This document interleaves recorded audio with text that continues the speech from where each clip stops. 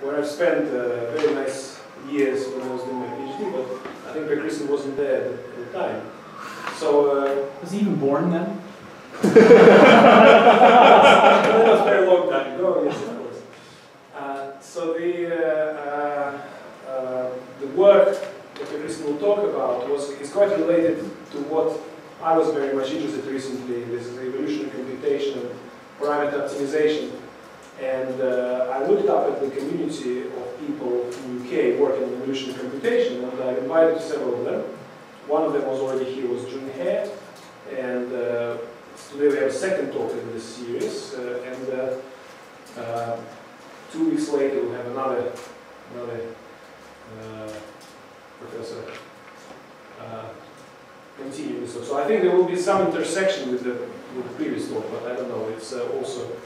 So I think the main field of work of Kristian is related to analysis of so-called drift analysis. I think I've seen a couple of lectures on so-called drift analysis. That's basically the analysis of how quickly the algorithms go to the goal and what you can do to help them. Thank you very much for coming, and this is the night. I'll let you.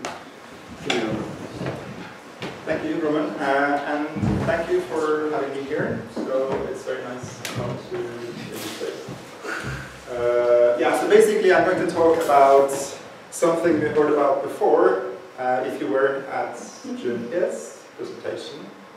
So it is about so-called evolutionary algorithms, but I'll try to kind of pitch it in a very general sense, so we can consider actually many types of stochastic processes. It doesn't have to be evolutionary algorithms. Okay, so hopefully it is of interest to you. So just as a kind of very simplified model of evolution is that we have a space of genotypes, so some genetic information that is being updated through some kind of process that's composed of a selection where the individuals in the population interact with some environment. Some individuals are better than others.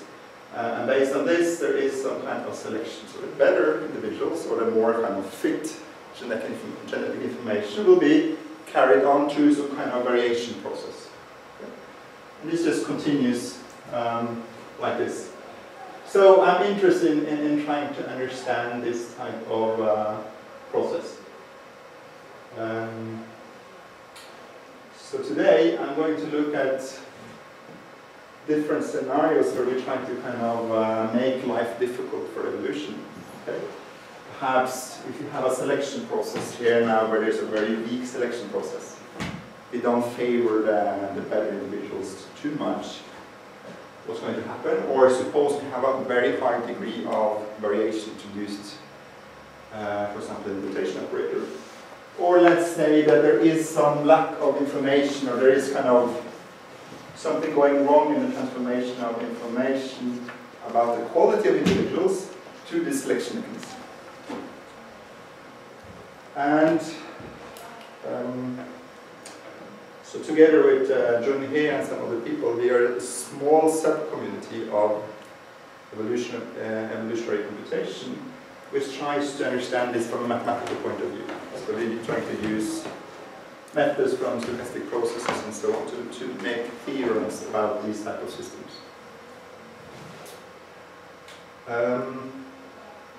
So why should computer scientists be interested in evolution? So I've already said there is this field called evolutionary computation. It's very popular to try to mimic evolutionary processes in order to do optimization. And this is used a lot in the real world. So, for example, in automotive industry, or in pharmaceutical industry, or many other industries, we have very hard problems. We don't understand so much about the structure of these problems. And these kind of evolutionary algorithms are some kind of last resort, which they often work relatively well. Okay? So this is some kind of transmission of information or knowledge from biology to computer science. In my perspective, maybe as interesting as this kind of direction, it's also interesting to go in the other direction. To look at evolution as some kind of algorithmic process and trying to understand evolution or nature using methods from computer science or study of algorithms. And this is becoming a really hot topic in theoretical computer science and elsewhere in computer science to look at nature through this kind of lens of algorithms.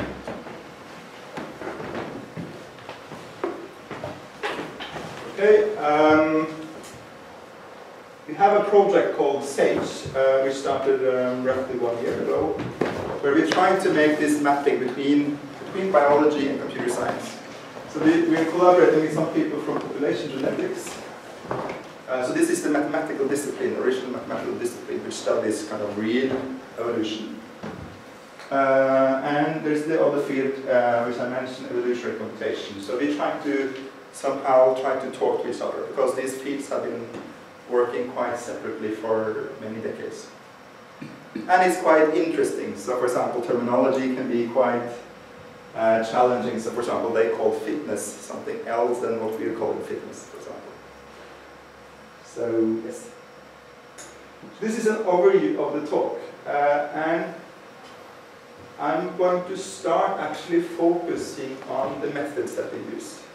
Perhaps that's maybe of interest if you're not so much working on evolutionary algorithms. Maybe the general methods could be interesting. So there is this method called drift analysis, and recently we have also developed new methods to analyze population-based, stochastic population-based processes. So very recently we published a paper on what we call level-based analysis, which makes analysis of evolutionary algorithms and other kind of stochastic population processes relatively straightforward. So I'm going to show a very simple example, trying to convince you that it's really easy to use. And then towards the end of the talk, I'm going to just say a few words about how we can apply this in different settings. So as I mentioned, what happens if, for example, the selective pressure becomes very weak, or you have lots of variation, too much variation, or there is some kind of noise in the fitness function. Okay. So this is a simple evolutionary algorithm. So maybe you've already seen this before. But the idea is that you have a population of individuals, okay? And these individuals, they somehow encode potential solutions to a problem. Then you have some kind of fitness function that evaluates the quality of all your candidate solutions. Then you use a selection mechanism, which is one way of looking at the qualities of your solutions and picking the better ones. So this selection mechanism, you can consider this as some kind of probability distribution over your current population. And then you sample from this probability distribution. And this probability distribution should somehow be biased toward the better individuals. Okay? Let's assume that this X here is a good individual.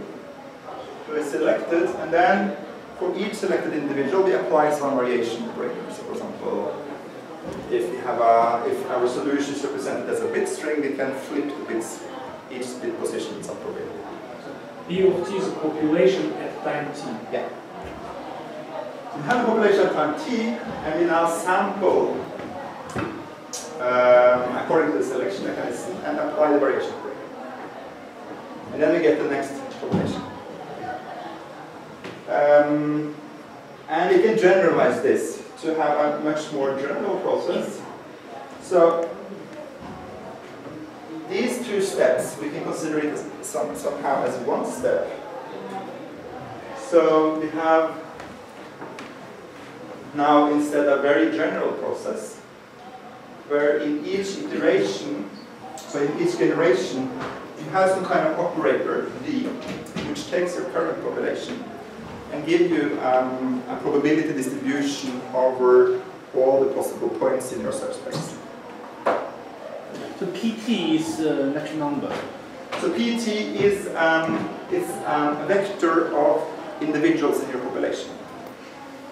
So it's what's the entry of this vector? It can be anything, but we typically assume that it is a finite set. So do you have something to be like the gene sequence, I suppose? Yeah. Okay, so Kristian, I'm sure, has a marker. So you can consider D as some kind of randomized mapping. So given some vector, so you have X is some kind of search space, a finite set. And this PT now is a member of this set. Yeah. Okay. So, and then you have some operator that given some member of this set, it gives you a new new solution. I see. So lambda is fixed. Lambda is the population size and it's fixed, some fixed number. Okay. So we have a finite population model. T is a time. T is time, yeah. Okay. Generation. So this is a very, very general process. It doesn't have to be evolution, it can be something else. So it's G maps from X lambda to X lambda.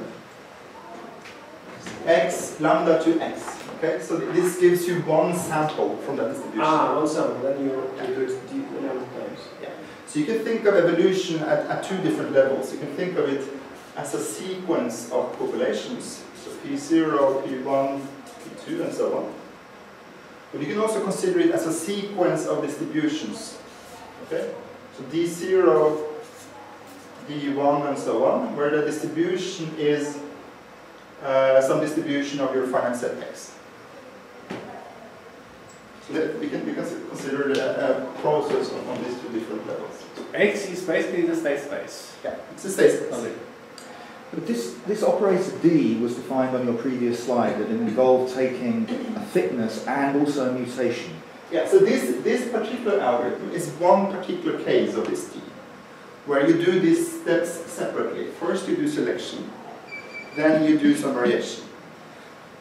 But there are other algorithms that doesn't fit in this model. For example, if you use crossover, this is one of the major open questions in our field is what is the role of the crossover. So this is asexual, this is sort of asexual evolution. Yeah, it's asexual evolution and it's easier to deal with. Okay? So we recently introduced this more general framework where we can say something about much more complicated algorithms. So, yeah, I'll show you some more examples of this. So I'm not sure what this D could be in your particular research fields, but think of some randomized operator that takes what you've seen so far and gives you a new solution or a new candidate solution. Some permutation of order, for example. Permutation of vertices of a graph.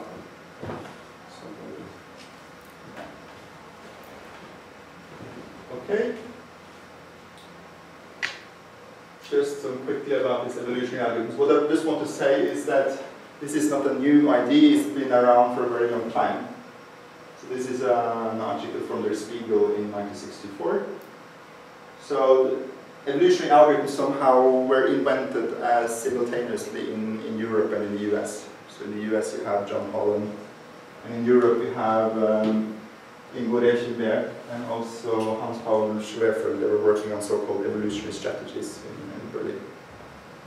So it's a very old idea. It's widely applied, but in my opinion, poorly understood. So it's like 90% of this research is about doing lots of experiments. What we want to do is to have a solid theory where we can make predictions about this algorithm. Okay, and one particular type of theory is so-called runtime analysis. So this very much borrows ideas from classical algorithms or theoretical computer science. So we define what we call the runtime. So the runtime will now be, we define this as the number of times we evaluate the cost function or the fitness function before the algorithm discovers the optimal solution for the first time.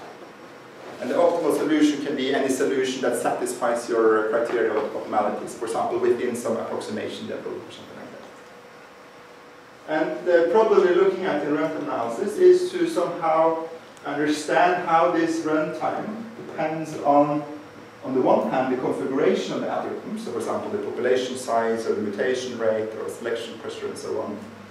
And on the other hand, the characteristic of the fitness function, so the structure of that fitness landscape.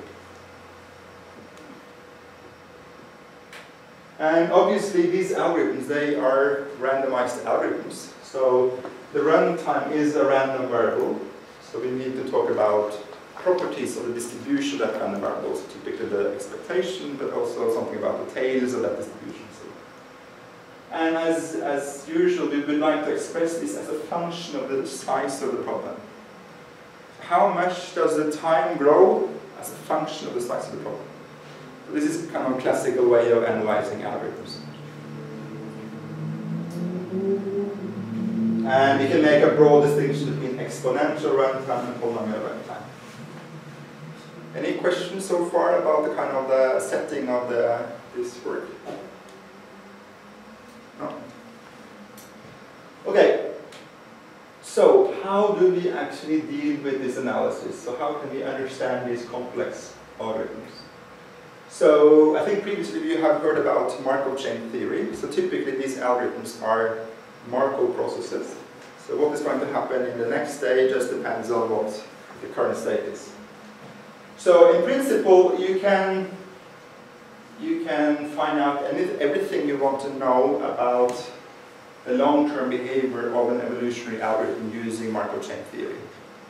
However, typically this Markov chain is, or the transition matrix is so complicated, it's so huge that it's only in a few cases that you can really derive easily interesting quantities like the heating time or the optimization time. So an alternative approach is what is called drift analysis. So quickly what it does is that you have some kind of complicated state space. So if I use this x here now, maybe I should have written x to the power of lambda. Okay? So you have a vector of lambda elements. And then you have this stochastic process here. What you do is that you introduce what is called distance function. So you introduce some way of measuring how far your current state is from where you want to go. So for example, if you want to find an optimal solution, how far is the algorithm, given its current state, from achieving that goal? And that distance function is something that you just have to define as a part of the analysis. It could be something like the Hamming distance if you talk about bit strings, or it could be some other type of distance function. Okay, and then what you do is that you consider now what is called a drift. So this is the change that happens in one generation or in one step of the algorithm. So this is a random variable, delta. So drift analysis is about predicting the long-term behavior of this process using properties of this delta. So we are most interested in the heating time or the run time, but you can also consider other properties like stability, occupancy time, and so on. What's the hitting time?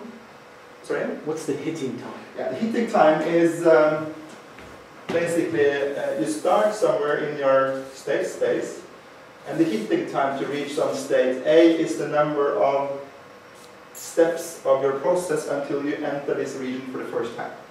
No. You could do it in potentially one step, but on average you would do it in 45 steps, so that goes over the... So the hitting time is some random variable. I'm interested in, for example, the expectation of that variable.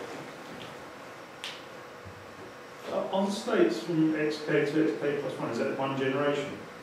Yeah, so typically it's one generation now. It doesn't have to be, but that's how they most often do it.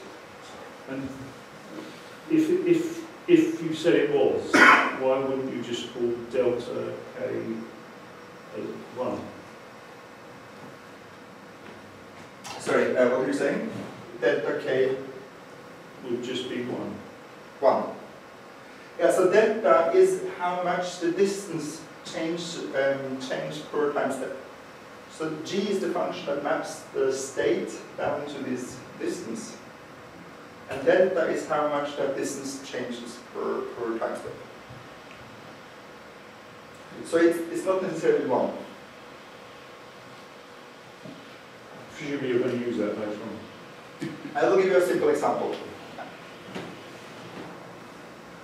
Okay.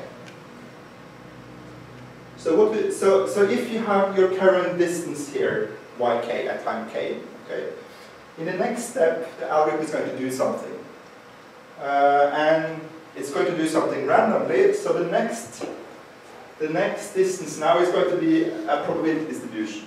Okay? Or you consider the probability distribution of the next step. And now the change between our current state and the next step is the, what did we call the drift? So we're interested in characterizing the distribution of properties of this random variable, the drift and the variable. So that's the distance between the point and the distribution. No. Yes, the drift is just defined as the difference in the distance between two time steps. And I mean, and that can change over time. So delta 1 might be different than delta 2 and so on. Yeah, that's understandable. So the absolutely simplest drift theorem, I'm simplifying a little bit here now, but if you can show that for all time points k, that on average you move at least epsilon in this direction. Okay?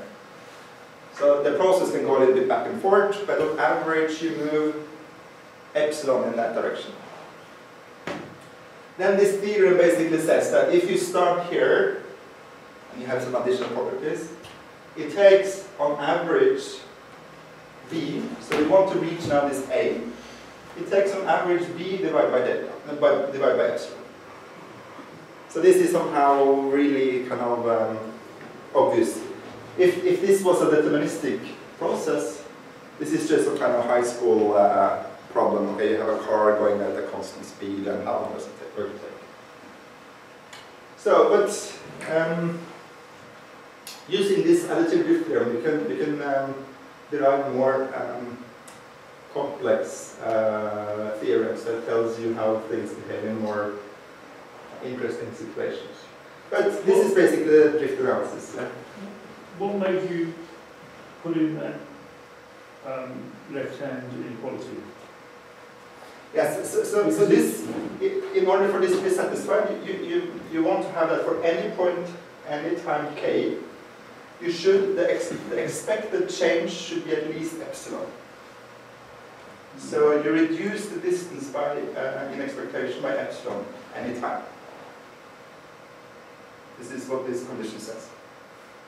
Maybe I can have written for all k here.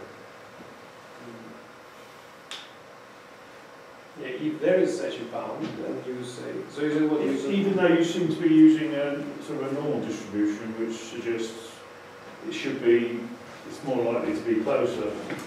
Yeah, I mean, you could consider a process which works like this, that xt plus 1 equals xt,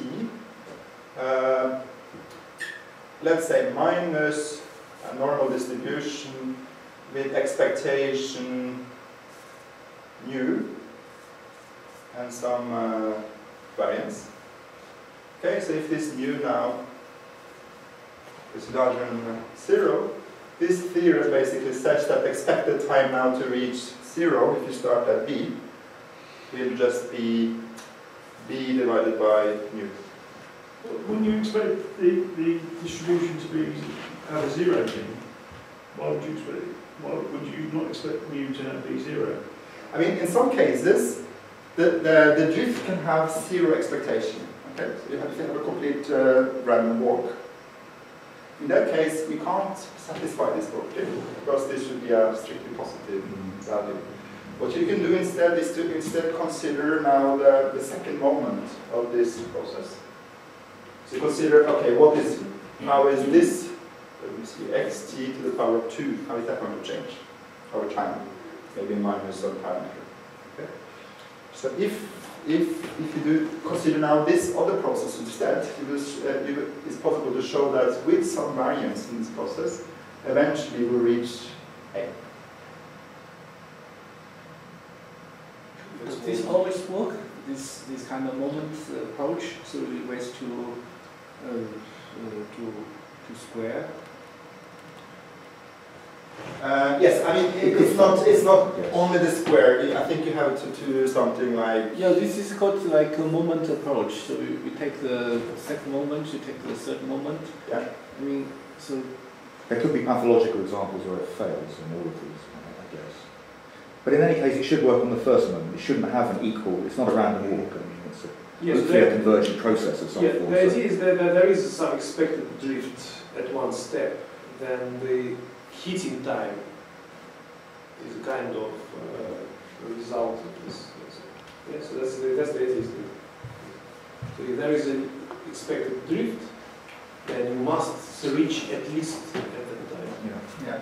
I mean, what is happening now, if you take the square, is that the distance somehow goes up like this. So now, if you have, so this is your distance now here, your g function. So if you now have a distribution here with mean 0, then the expected change here now in this process, I mean here, is going to go downwards because you have an increasing distance here.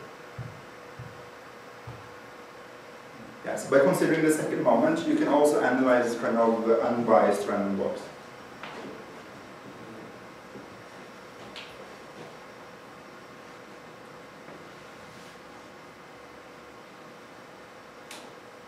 Okay, so I think maybe this example now, based on what your questions, maybe is too simple. I was thinking about, okay, what's the simplest possible example I can think of, okay? So let's assume you have a process on the natural numbers. So you start at n, and probability p you reduce by 1, and probability 1 minus p you increase by 1. What is the expected time to reach 0? So using this additive drift theorem, you can calculate the drift. So the probability p you reduce by 1, and the probability 1 minus p you increase by 1. So the drift will be 2p minus 1. So if now p is 9.1/2, you have some kind of bias in this direction. The time now to go from this point to that point is going to be n over this drift.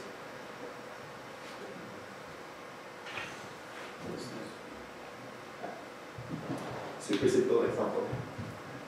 Okay. But in that example, if p had been equal to half, could you have used the second moment? Yes. Yes. Okay, now you have more complicated scenarios. So for example, very common, you have this what's called a multiplicative drift. So the farther away you are from the target, the more is your drift towards the target. So when you get close to the target, you slow down somehow. So then you have this type of drift, so-called multiplicative drift. You also, in a very general sense, you have the drift can also just be some function of your current position. So you can just have some function h, and this h has to have some properties. And then you can use what is called a variable drift theorem. So basically you take some kind of integral with respect to this. And then you can get the time to reach a. So lots and lots of these different theorems. I have a tutorial on my homepage if you want to read about it. One of these theorems. Yeah. Why is it not just because that's is it just k plus 1? What is f of k? Filtration. Yeah, so this is filtration, yes. I knew that, but I was just going to confirm. But you assume that there exists some filtration. Okay. And then filtration is just basically history source. Okay. Now, drift analysis is the most commonly used analytical tool in random analysis of EAs. However, it has a problem. And that is, how do you actually come up with this function g that maps your current state down to some real value? So this typically works relatively well if you have an algorithm that somehow updates a single search point. So you have some kind of hill climbing algorithm. Or there's another algorithm called the 1+1 EA, which is very popular in this area. So in that case, you can consider now the current search point, and then you measure the distance to the optimum in some way. However, we're really interested in understanding more complex algorithms where you have a population of individuals. Now, suppose you have a large population of individuals, a large lambda. How do you actually come up with this function that maps this complex population down to some real number? It's non-trivial. So, it's non-trivial in the sense that there are many possibilities, but non-trivial in the sense that it's not easy to compute in one possibility. sorry? So is it non-trivial in the sense that there is just too many possibilities to compute the distance between populations, let's say? Yes. Yeah. Or it's complicated because, non-trivial because even there is no obvious single way of doing that? I mean, it's clear that there's no obvious single way of doing it, but another problem is that the population somehow encodes a lot of information, and when we map this population down to one real number, okay, we somehow lose a lot of information about the population, about the structure of the population. So when we do this drift analysis now, the only thing we know is the current distance, okay? So there can be a large number of different possible populations that have that particular distance. So you have to now consider all those possible combinations of populations when we want to calculate now a bound on how much the distance changes per generation. So this is what they call the state aggregation problem. How do you come up with that distance function? So what's the typical form of this function g? Is it linear or quadratic or exponential? So this function g? Yeah, normally. It completely depends on the application. So if you have some simple problems, it can, for example, just be the fitness value. Mm-hmm. Yeah. But in other cases, so for example, if you have a linear function, you want to optimize a linear function where you have different coefficients, then the fitness value is not necessarily a good indicator of how far you are from the optimum. So for example, if you think about the binary value function, so we have exponentially increasing coefficients in your linear function, then you can have a very high function value but be far away in the Hamming space. So in that case, you need to have more complicated. Yeah, but, I mean, can I say it's just, could it be the case just a linear function but with very complicated coefficients? It could be. It just depends on the application. It depends on the problem. It depends. So that, I mean, the optimal. There is known how to do it optimally. So the optimal distance function is really the expected number of. So from your current state, what is the expected number of steps to go to the optimum?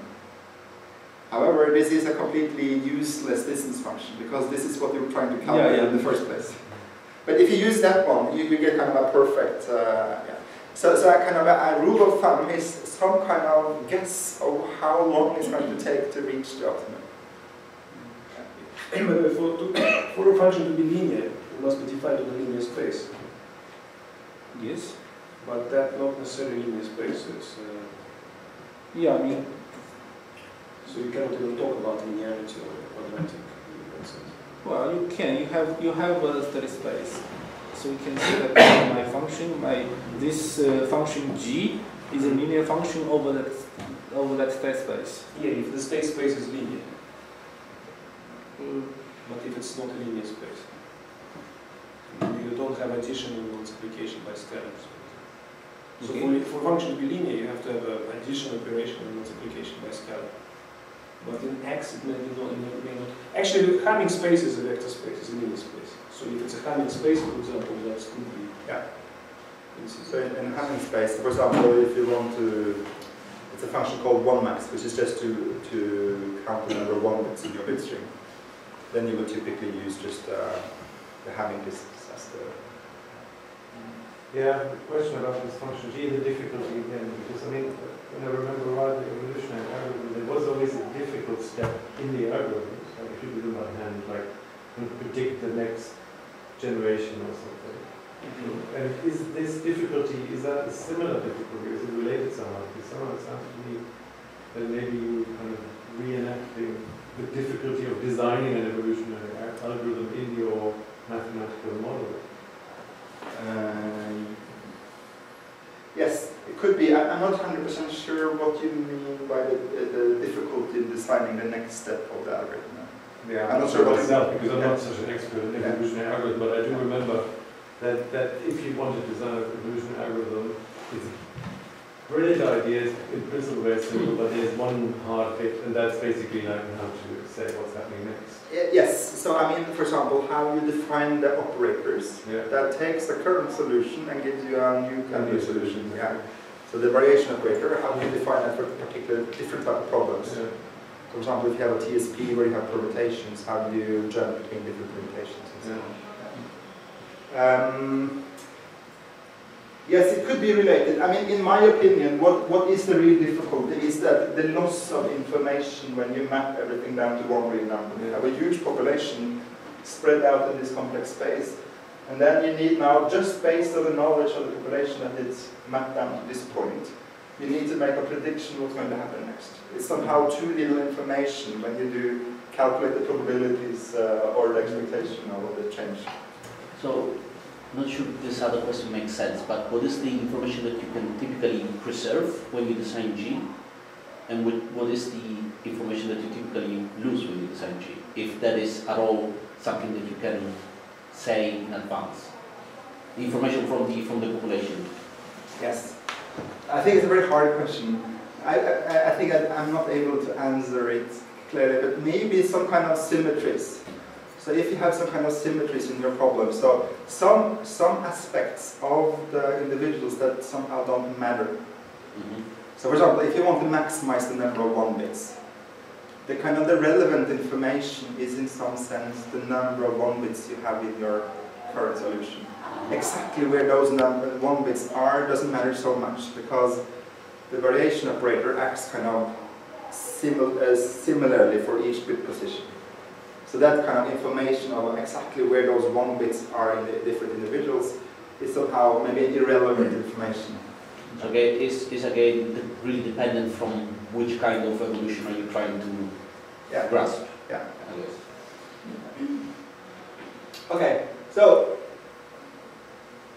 perhaps because of this data aggregation problem, most research in this area is about this more hill climbing algorithm. You don't really have a population, you have just one individual that you somehow move around.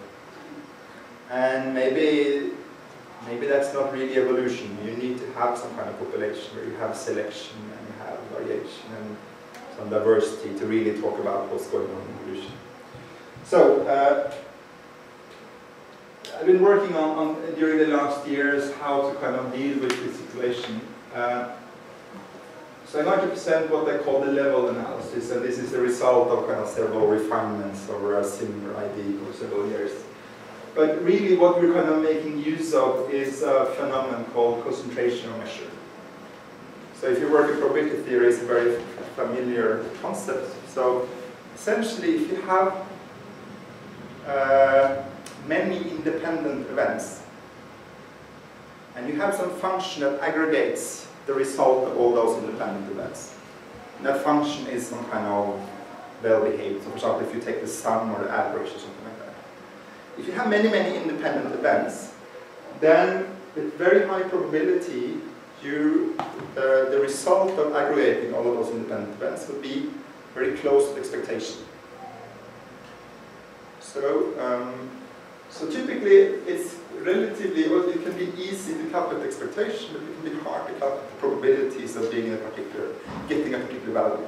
But because of this concentrational measure phenomenon, you can be, in many cases, quite sure what is going to be the outcome when you do these many, many independent events.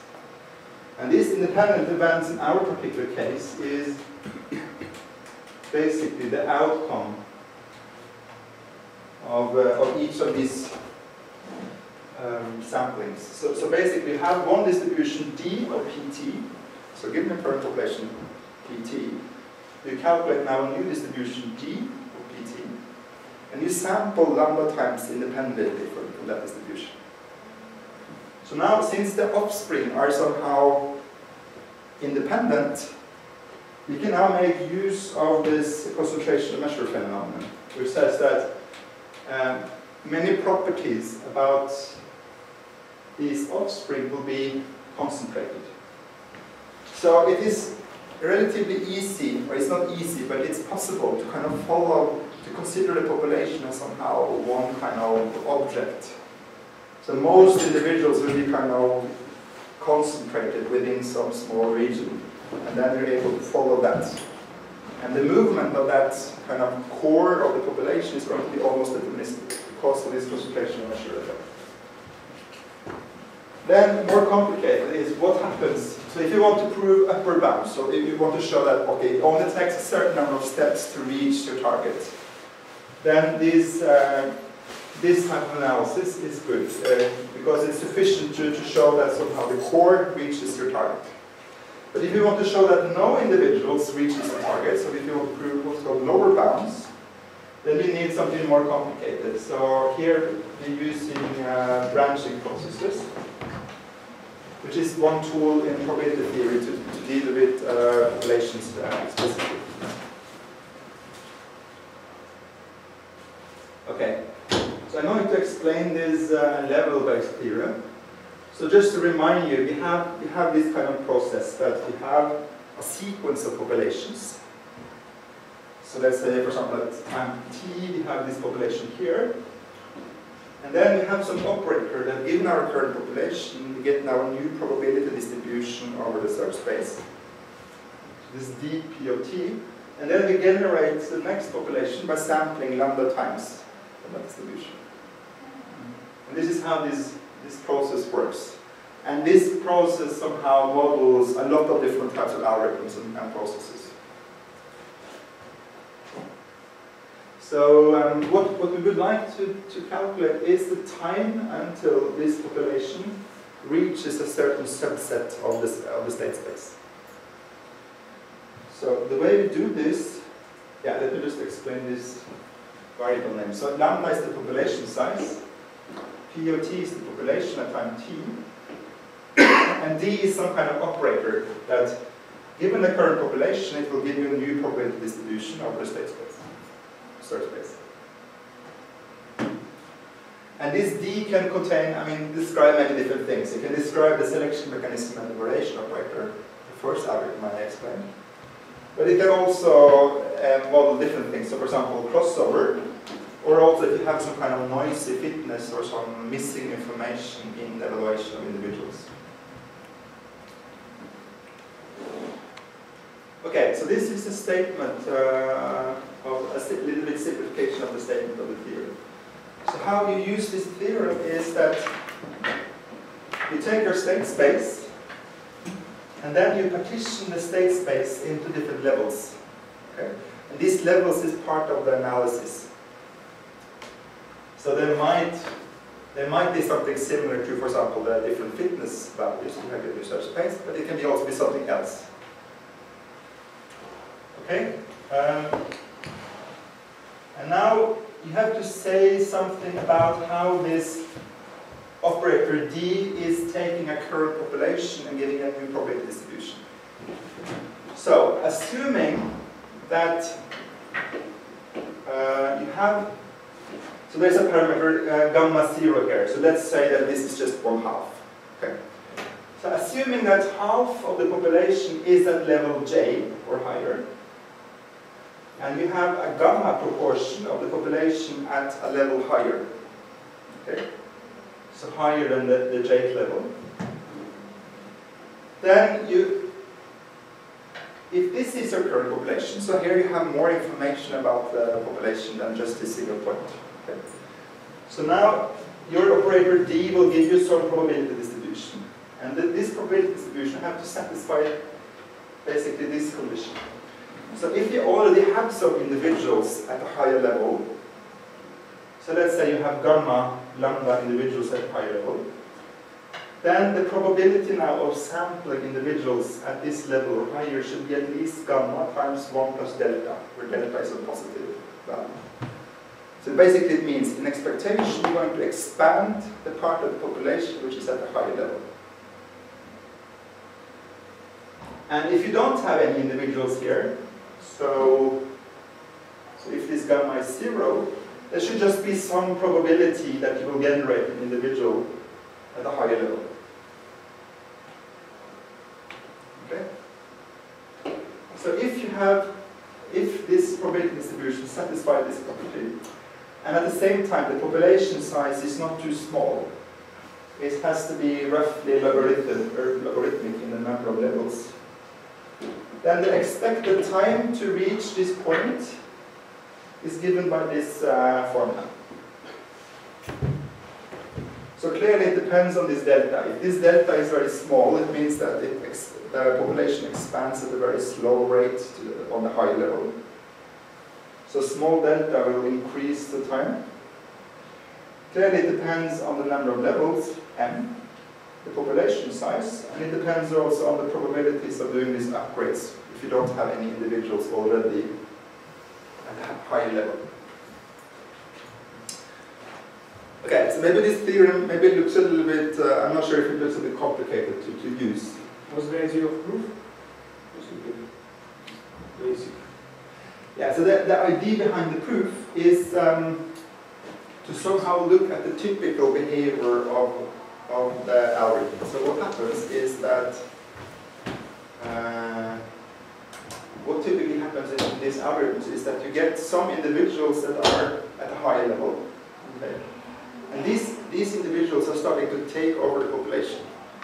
Okay? So they're going to increase and increase and increase until they get above a certain fraction of the population. So this is gamma 0. And at that point you have so many individuals that there's a high probability, or there should be a good probability that you sample one of these individuals and then you do an upgrade. This is this probability Zj. Now, and then we use this concentration of measure phenomenon to show that it's unlikely that this algorithm will somehow fall down. So this lambda has to be large enough so that we can use this concentration of measure results to say that, okay, this is going to be a kind of a stable process that moves forward.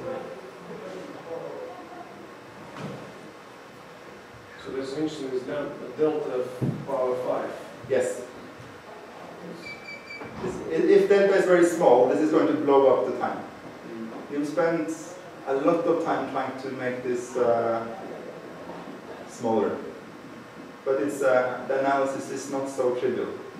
So this is our best plan so far. So gamma 0. So this is probability that gamma belongs to a particular level. So there's no transition probability. Is there probability of transition from some j to j plus 1? Yes, it's so basically this theorem tells you that, okay, you have a good proportion of the population already at level j, and you might have someone at level j plus 1 or higher. If you already have somebody at this level, then the proportion of individuals in this level in the next generation should expand by this factor. If you don't have any individuals here, so the population is just contained here, there should be some upgrade probability Zj that you take the individual here and you upgrade. So you basically from this you can derive the transition probability. Is that right? Yes. So from this we can analyze this kind of what is called a takeover process. So how long it takes for these individuals at the better level to kind of expand. So this is a stochastic process in itself, which starts very slowly and goes quicker. For obtaining these labels, you have to partition the population. You have to partition the search space or the state space. So if you have, for example, a set of bit strings of length n, you have to partition that up somehow, Okay. so that these conditions can be satisfied. Let's look at a very simple example. So now we're looking at the same example as the drift example. The drift example, but now we have a more complicated process. So let's assume now that we have a population of lambda individuals, and each individual is some natural number between 1 and n. Okay? Let's assume that we want to kind of maximize, we want to reach n. We start maybe at 1, and we want to get to this point. So what we can do is that we can now, in order to get the next generation, we look now at our current generation, and these are spread here now on this line. And then we pick one uniform at random among the C times lambda best. So for example, if C is 1/2, we pick uniform at random one among the best half of the population. So maybe something here. Okay, and then the probability P, we improve, the probability 1 minus P, we move down. Okay, so this is how we sample one individual in the next generation. So this is basically one example of this D operator I talked about. You pick one among the best half of the population, and you either go down or you go up according to these probabilities. So you don't stay in the same place. You don't stay in the same place. Okay. So it's a relatively easy process to explain, but how can you analyze this? How long does it take to get to N? So we, for example, use by saying to get to N, you mean all the populations get to N, or? No, we just want to find the time until the first individual reaches. First one. Yeah. So you only care about, for example, I equals 1 for that particular population. Yeah, I just want to wait until PT contains at least one individual. Oh, okay. But given that it started with what? Only one? Let's say it starts at 1. Okay, yeah. Okay. So, what do you think about this process? Is it, I mean, using this theorem, it is very, very easy to analyze this process. It is a quite complex process, but with this theorem, it's really easy to analyze. So, what we need to do is, first we need to introduce these levels. Okay, so what do you think would be the obvious levels in this case? Positions the first time it reaches 2, 3, 4. Yeah, so these levels are somehow subsets of the search space. In our search space are the natural numbers from 1 to n. Yeah. So it could be 1 n by half. So it just contains 1, just contains 1 and 2, just contains 1, 2 and 3. Yes, or rather, the upper level contains only n. This is only n. This is n minus 1 and n, and so on. Because they're kind of yeah. What else do we need to calculate now? Okay, assuming that we have gamma 0 individuals at level j or higher. Gamma 0 times lambda individual at j or higher. So just to cheat a little bit, what is good to choose here is gamma 0, just to pick that as C. So if you remember this algorithm, it picks one of the uniform at random among the best C times lambda individuals. Yeah. So, what we need to calculate now, assuming that we have at least C times lambda individuals at this level, and we have gamma lambda individuals at this level or higher, what is the probability now that we sample an individual at this level? This is what we have to check. Okay, so in order to sample an individual here, it's sufficient to select an individual in this level and then making the jump here. Okay. The probability now of selecting an individual at this level will be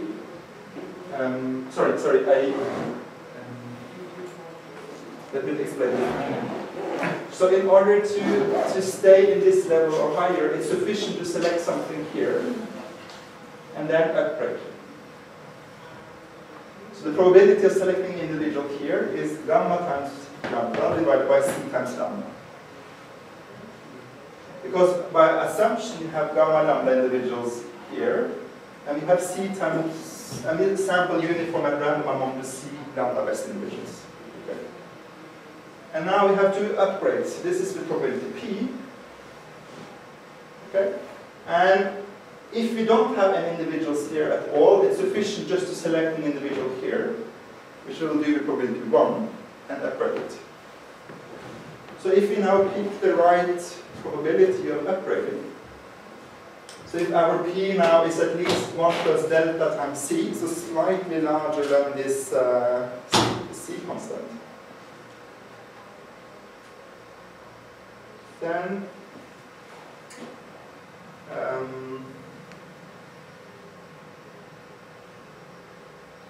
we will have at least a probability of gamma times 1 plus delta of sampling in this part,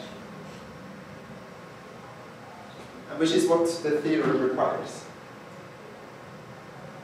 And if we don't have an individual here, it's sufficient just to upgrade. So we could pick our parameter zj here in the theorem, just to be p. And now just by plugging in the values here, now we get that this is the expected time to reach the final point. So it's roughly, let's say that delta is a constant and p is a constant, then it's roughly n times lambda log lambda, generations. Sorry, n times lambda log lambda samples. So it will be n times log lambda generations, roughly.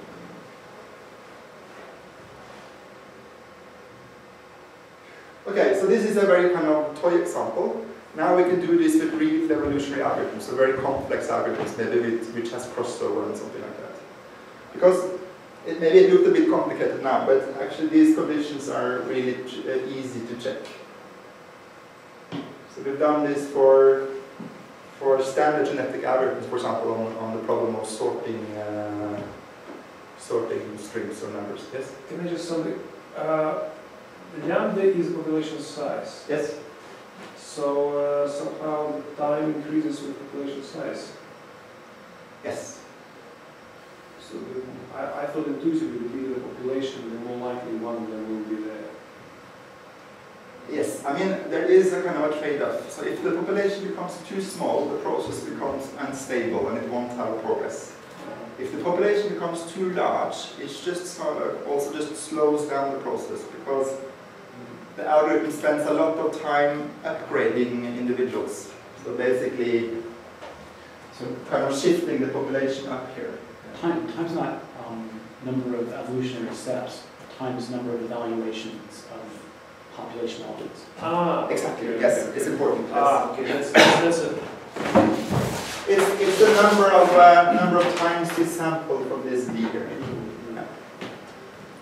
They're not the same, the number of evolutionary steps and the number of times you sample. Because if your lambda is bigger, you sample or you evaluate samples more frequently. At one step you have a lot of lambda. Of course, yeah, of course. We have 1,000 after Yeah, 10,000. So there will be some optimal value for this lambda. So you need a certain lambda in order to have a steady progress. But above that optimal value, it will just slow things down again. Just going to ask about it, and that means I will have a possible lambda problem. Yes. That is a hard question. So if you ask me, I would pick a lambda which satisfies this, but nothing more. So it should be at least log m and so on. So as small as possible, as long as it satisfies this property. Okay, what is the time now? 10 minutes past 3. Some people teach, some people leave at some points, but I'm obviously from web. Yeah. So I won't kind of take more time than necessary. So what I could do, I mean, there is also something called population drift, which we can use to prove lower bounds to show that something takes a long time. If you're interested, I can explain it as well. Relatively, the analysis is more complicated, but explanation is maybe easier because I don't go into the details. So now, this theorem doesn't hold for this general process here.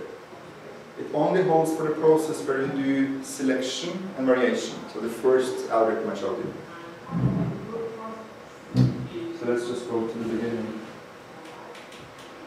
So So you have this algorithm. So in each step, the D consists of first sampling from some distribution an individual, and then applying a variation operator to that individual.